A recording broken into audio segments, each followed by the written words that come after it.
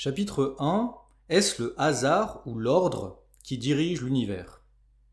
Lorsque l'homme se pose la question de l'existence de Dieu, la première chose qu'il doit faire est de regarder autour de lui le monde qui l'environne pour voir comment est fait ce monde. Il faut d'abord analyser si son fonctionnement relève du hasard ou d'un ordre organisateur. L'exemple de l'astronomie. Nous sommes lancés dans le cosmos à une vitesse folle. Notre planète est l'objet de 3 mouvements différents. Le premier mouvement est la rotation de la Terre qui tourne sur elle-même. C'est l'alternance du jour et de la nuit. Si l'on prend comme référence la circonférence de la Terre à l'équateur et comme durée de temps 24 heures, notre planète tourne approximativement à la vitesse de 1670 km/h. Le deuxième mouvement est la révolution de la Terre autour du Soleil en un an. C'est ce qui explique en partie l'alternance des saisons. On peut alors calculer facilement notre vitesse dans le cosmos. Il suffit de connaître la longueur du trajet effectué par la Terre en une année. On peut prendre, pour simplifier, la circonférence du cercle qui décrit la Terre autour du Soleil. On arrive à la conclusion que nous sommes lancés dans l'univers à la vitesse folle de 100 000 km/h autour du Soleil. Le troisième mouvement est lié au déplacement de notre système solaire dans notre galaxie, la Voie lactée. Comme toutes les étoiles, le Soleil est en orbite autour du centre de la galaxie, à la vitesse d'environ 250 km par seconde, dans le repère galactocentrique. Notre galaxie tourne sur elle-même en 220 à 250 millions d'années. En une seconde, nous avons parcouru 250 km. Les planètes ne bougent pas dans n'importe quel sens, n'importe comment. Tous ces trajets ne sont pas désordonnés. On peut les modéliser par des ordinateurs et des logiciels très puissants. Il y a donc des lois. Pour étudier l'astrophysique, il faut un haut niveau de mathématiques et de physique. Si c'était le hasard qui gouvernait le monde, on ne pourrait rien prévoir. Or, les planètes bougent comme une horloge, c'est donc qu'il y a des lois. Si la science existe, si la nature peut s'expliquer selon des lois scientifiques, c'est qu'il y a une intelligence dans l'univers. En effet, qui dit loi scientifique, dit aussi qu'il y a une intelligence qui a établi ces lois, qui les a combinées afin que tout fonctionne de façon ordonnée. Celui qui ne croit pas qu'une intelligence est à l'œuvre dans l'univers ne peut pas croire logiquement à la science et à ses lois. Un univers immensément grand. Les scientifiques se rendent compte que l'univers est immense. L'unité de mesure est l'année-lumière. Une année-lumière est la distance parcourue par la lumière pendant un an. La lumière va à la vitesse de 300 000 km par seconde. Une année-lumière est donc égale à 9 460 milliards de kilomètres. Examinons un peu la taille de notre galaxie, la Voie lactée. La forme générale de la Voie lactée est un disque de 80 000 années-lumière de diamètre, comportant un bulbe central, lui-même entouré d'un halo sphérique. Le Soleil est une étoile de notre galaxie. On estime que la Voie lactée est composée de 200 à 400 milliards d'étoiles, ainsi que d'environ 1000 milliards de planètes. Mais la Voie lactée n'est qu'une galaxie parmi d'autres. On pense que l'univers compte quelques centaines de milliards de galaxies de masse significative. L'univers dans son ensemble, dont l'extension réelle est inconnue, est susceptible de compter un nombre immensément plus grand de galaxies. On mesure l'univers grâce à la distance effectuée par le trajet de la lumière que nous recevons et qui a été émise il y a bien longtemps. Ainsi, nous remontons dans le passé. On estime que le diamètre de la partie observable de l'univers est de 100 milliards d'années-lumière. Il est cependant probable que l'univers que nous voyons ne soit qu'une infime partie d'un univers réel beaucoup plus grand. Selon les derniers modèles cosmologiques, la taille minimale du diamètre de l'univers réel serait de 10 puissance 10 années-lumière. On se rend compte qu'en fait, les connaissances humaines sont très limitées. Au XVIIIe siècle, c'est ce que pensait Newton, le fondateur de la physique moderne. Citation. « Ce que nous savons est une goutte d'eau comparée à l'océan de ce que nous ne savons pas. L'ordre merveilleux du Soleil, des planètes et des comètes ne peut avoir d'autre origine que les plans et la direction d'un être tout-puissant au savoir absolu. » Fin de citation. Et Secchi, le pionnier de l'astrophysique au XIXe siècle, ajoute, citation, « De la contemplation du ciel à Dieu, la route n'est pas longue. » Fin de citation. Un univers immensément petit. Les distances sont vertigineuses, non seulement dans l'immensément grand, mais aussi dans l'immensément petit.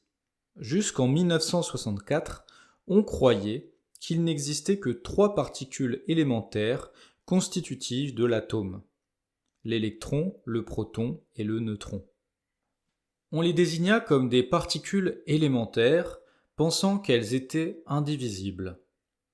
Pour étudier l'interaction des neutrons et des protons dans le noyau de l'atome, les physiciens ont construit des accélérateurs de particules.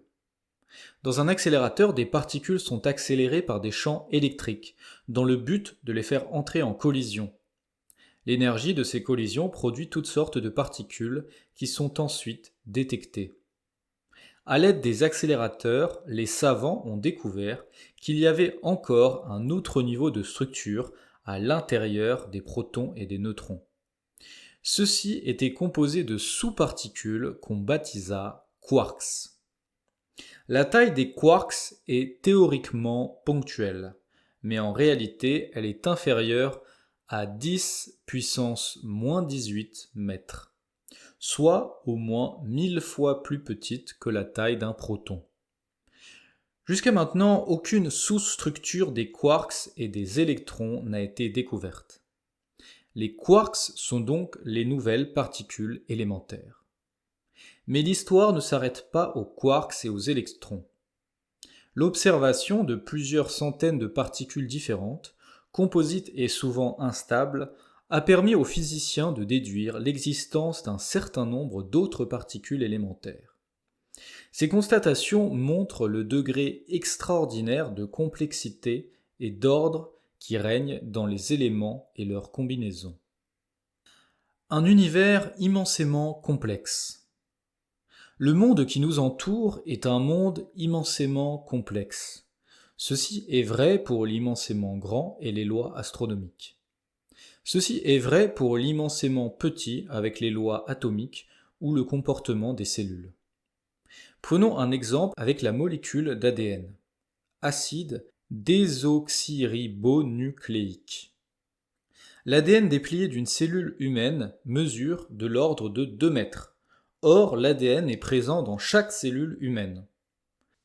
La taille moyenne d'une cellule est approximativement de 25 millièmes de millimètre. Si l'on mettait les 46 brins d'ADN qui sont répartis sur les chromosomes d'un noyau cellulaire, l'un derrière l'autre, le fil ainsi constitué mesurerait 2 mètres, mais n'aurait qu'un minuscule diamètre de 2 nanomètres. Entre parenthèses, 10 puissance moins 9 mètres. L'ADN est une molécule qui supporte l'information génétique, c'est-à-dire l'ensemble des informations nécessaires au développement et au fonctionnement de l'organisme. Depuis 2003, les chercheurs connaissent le nombre total d'éléments qui peuvent prendre place sur le brin d'ADN de l'être humain, long de 2 mètres. 3,2 milliards d'éléments. Est-il raisonnable d'envisager que le hasard ait ordonné parfaitement ces 3,2 milliards d'éléments dans une seule molécule? Une intelligence ordonnatrice est donc visible là aussi. Il n'est pas besoin de chercher des réalités compliquées comme l'astronomie ou l'ADN pour se rendre compte que le monde est immensément complexe. Prenons une réalité que nous connaissons tous, les fleurs si belles qui sentent si bon et les insectes, les abeilles qui les butinent. Pourquoi les fleurs sont-elles belles ? Les fleurs sont belles pour attirer les insectes. La fleur et l'insecte vivent une belle aventure. Les liens qui les unissent sont si étroits que dans bien des cas, l'une ne pourrait vivre sans l'autre. Claude Nuritsani et Marie Perrenou, dans La planète des insectes, montrent que, citation, « Privés des insectes, 80% des plantes à fleurs disparaîtraient de notre planète, faute de descendance. Les fleurs ont besoin des insectes pour se reproduire. Sans leur secours, la plupart resteraient stériles, incapables d'élaborer leurs fruits et leurs graines. Si l'on tente l'expérience de recouvrir la branche d'un poirier, par exemple d'une enveloppe de gaz rigoureusement hermétique, et que l'on attende quelques mois avant de retirer ce manchon, sur la trentaine de fleurs qui portaient le rameau, aucune n'a donné de poire. Les branches voisines, au contraire, croulent sous le poids des fruits. Étant dans l'impossibilité d'assumer seules l'étape cruciale de la fécondation, les fleurs sont obligées de faire appel à un insecte pour se reproduire. Mais par quels moyens le joindre ? Les fleurs ont mis sur pied toute une stratégie pour séduire les insectes. Première étape, capter l'attention en affichant des couleurs éclatantes. Les corolles multicolores sont repérées de loin par les insectes survolant la prairie. Elles jouent le rôle de véritables appels à distance. Les parfums floraux prennent ensuite le relais des couleurs pour entretenir l'attirance. L'abeille est nettement plus sensible que l'homme aux parfums floraux. Elle perçoit par ses antennes des odeurs dont nous ne pouvons pas soupçonner l'existence. Malgré leur charme puissant, parfums et couleurs ne suffiraient pas à entretenir une abondante et fidèle clientèle si la fleur n'avait pour achever de les convaincre l'argument irrésistible du nectar. La fleur propose alors à l'insecte des signaux pour le guider vers la source du nectar. Certains signaux, invisibles à nos yeux, réfléchissent la lumière ultraviolette. D'autres correspondent à des secteurs précis de la corolle, absorbant, au contraire, totalement ces radiations. Les pétales, pour nous jaunes uniformes, de la potentielle rampante, apparaissent ainsi aux abeilles ornées de taches sombres, très contrastées vers le centre. Fin de citation. Aujourd'hui, nous savons par de multiples exemples quel degré de sophistication peut atteindre l'interdépendance liant les insectes aux fleurs. Pour conclure, citons le grand botaniste Linné du XVIIIe siècle, citation, « J'ai vu passer Dieu, je ne l'ai pas vu en face, mais ce reflet de lui saisissant mon âme l'a jeté dans la stupeur et l'admiration. » Fin de citation. Et le célèbre entomologiste Fabre, XXe siècle, qui écrit, citation, « Plus j'observe, plus je vois cette intelligence qui rayonne derrière le mystère des choses. Dieu, je n'y crois pas, je le vois. Sans lui, tout est ténèbres. Non seulement j'ai conservé cette conviction, mais je l'ai aggravée, améliorée, comme vous voudrez. Toute époque a ses lubies. Je considère l'athéisme comme une lubie. On m'arracherait la peau plutôt que la croyance en Dieu. » Fin de citation.